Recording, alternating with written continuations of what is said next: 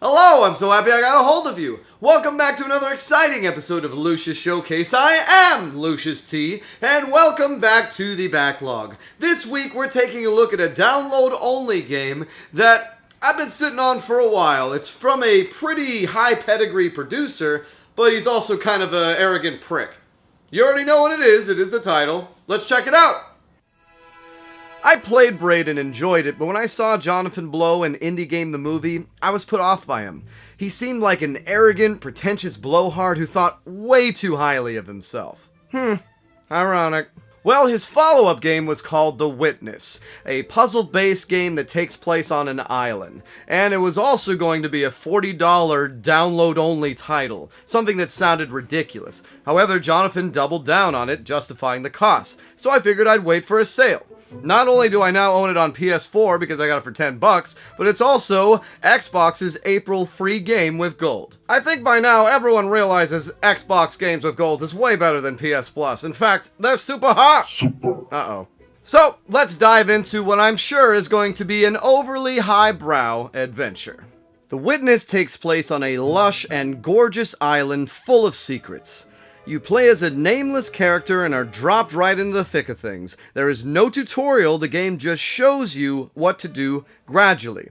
The gameplay hook is completing line puzzles. Some are simple, some overly complex. Once one is finished, another usually unlocks until you complete the section. Once a section is fully complete, a laser will pop out of a yellow box and shoot upwards towards the mountain. Except the desert one for some reason. Update, I figured it out. These puzzles can get incredibly difficult and intricate.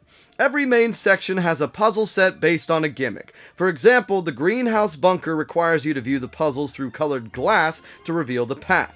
The monastery requires you to use the environment as a stencil. The desert ruins requires you to solve it by using light glare. Something Jen actually figured out when I couldn't. Yeah, I did. This game is actually much better to play with as a group because the game is overly vague. A little too vague for my taste sometimes. I conclude every review by saying binge playing game finisher, but I've never gone into what I mean by that. Nobody cares. My preferred method of playing a game is large chunks, 6 to 8 uninterrupted hours where I can complete large swaths of a game and beat it in 2 to 3 days. I'm sure Jen loves that. Part of my methodology is relentless tenacity. This is why games like Cuphead and Hyper Light Drifter don't discourage me. I can take losing all day long. As long as I know where the goal is and I know how I can achieve it, I can fail forever. I always wondered how you kept making videos nobody watches. The issue with Witness is you can approach a puzzle in any order, so you might find yourself attempting a puzzle that has a rule you haven't been taught yet. Now, because I have a mindset to master the most epic of splits. Enough! Go home, Shadow! But go home, go home, go home! I don't have to take this. I'm going home. Because I have a mindset of get it done no matter what, I will force myself to try to figure out a puzzle even when I'm not sure why or how what I did worked if I do solve it. Witness wants you to abandon puzzles and attempt other ones, gaining knowledge of how the mechanics work over time so you can later return and then complete it. Now, your basic rule is to take the line and exit the maze. They soon introduce black markers you must hit, or colored blocks you must keep in separate grids. There's even puzzles that have you cut out Tetris blocks and grid a failure, only to have the grid fix it for you. Now, these rules are introduced in various different places. The game slowly walks you through how to do them, but you can encounter puzzles that use these rules at any time. For example, I found a board with a yellow and blue run-through marker, but my line kept ending. I didn't know why. I later found out that there was an invisible yellow line moving concurrently on that maze. Now, once I knew this, I was able to solve it. So like I said, it is better to take your time and find the rule boards. Generally, they are strung together on a single board that expands as you beat it. Then, you can use that knowledge in all the various sections. With enough time, though, you can unlock all the power beams, make your way up to the top of the mountain, see all the stone figures that you have no idea why they're there, and eventually beat the game. Time for some Lucious metrics. Series fatigue. Brilliant. The game is very intelligently crafted. The world is designed to unfold as you unfold how to play it. Stone statues appear, the map opens up, and the whole time, your line-solving acumen grows. This is a wonderful take on what easily could have been a mobile line-solving game. Time sensitivity. Take it slow.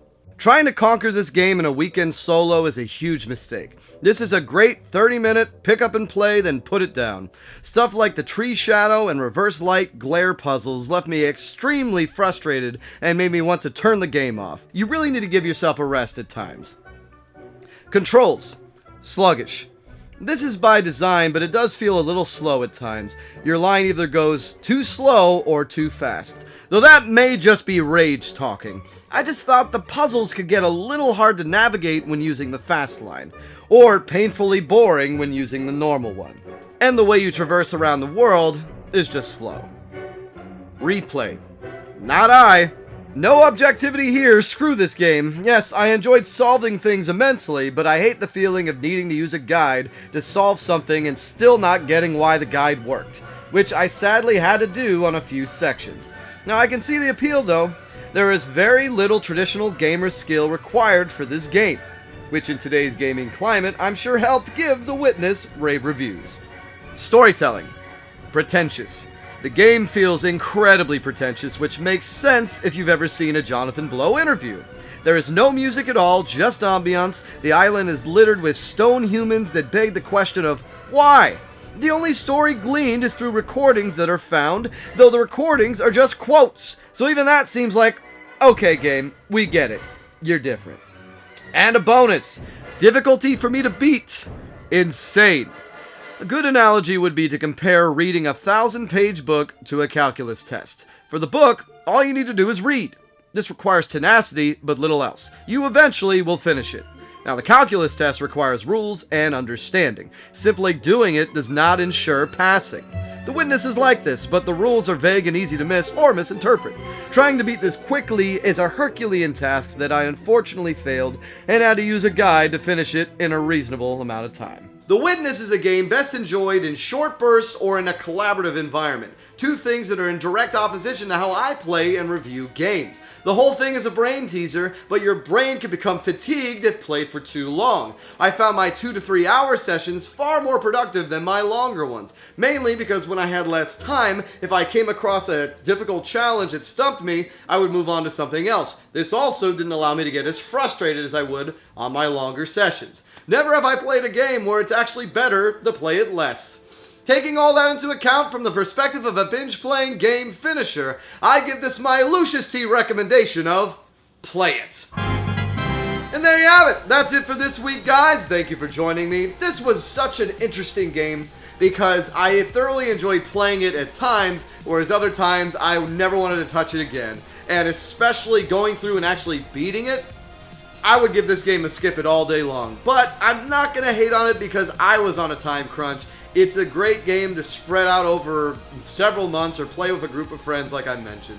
So let me know if you've played The Witness, if you've picked it up, and if you've managed to beat it, because even when I beat it, I missed some of the challenges like the treehouse and whatnot. Anyways, guys, remember I put out a new video every Tuesday, and it's been so nice getting a hold of you. Take care.